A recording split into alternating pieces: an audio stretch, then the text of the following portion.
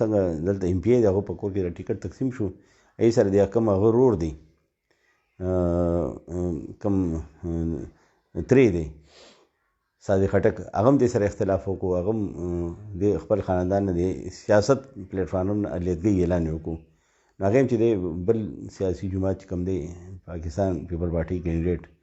هغه یې سپورټ کوي ځکه تحریک انصاف کوم کینډیډیټ چې په دې حلقې باندې پیچ باندې ډېر کمزور پوزیشن دی په دې کې دی پاکستان پیپل پارټي ووټ هم چې د رهنما لاړ داسې ویلې چې تقسیم شو بالکل هلته چې مخکې تنظیمونه تنظیم عهدیدار خپله په دې ټکټ باندې ولاړ وو دې ټکټ ته اپلای کړي وه خو چونکې هغوی د ټکټ میلاو نه شو نو هغوی پارټۍ ډسپلن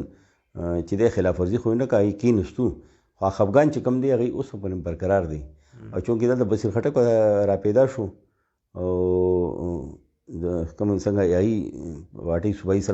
سره اختلاف خو داسې بصیر خټک چې دی هغه هم پارټۍ صدر سره اختلاف دی او میجر هم پاتې شوی ریټایر او خپل دغه کې په شخصیت کې یو دبنګ انداز دی او کو چاته پارټۍ کې دننه یو غلطه خبره محسوس کړي نو بیا دا نه ګوري چې صوبایي صدر دی څه دی خو خپل یو اواز د توان اواز اوچتوي او بل هغه ته پته یو مهارت او تحصیل دی چې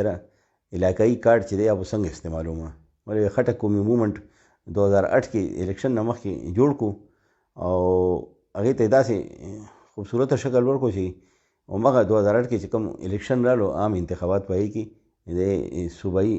اسمبلی ممبر دی منتخب شو نو هماغه کارډ چې دی د بهتر طور استعمالي او کم دا ناراض کم پاکستان په پارټۍ کم عهدیدار دي دی ورسره په دې حواس کې ورسره شریک دي ګرانو کتونکو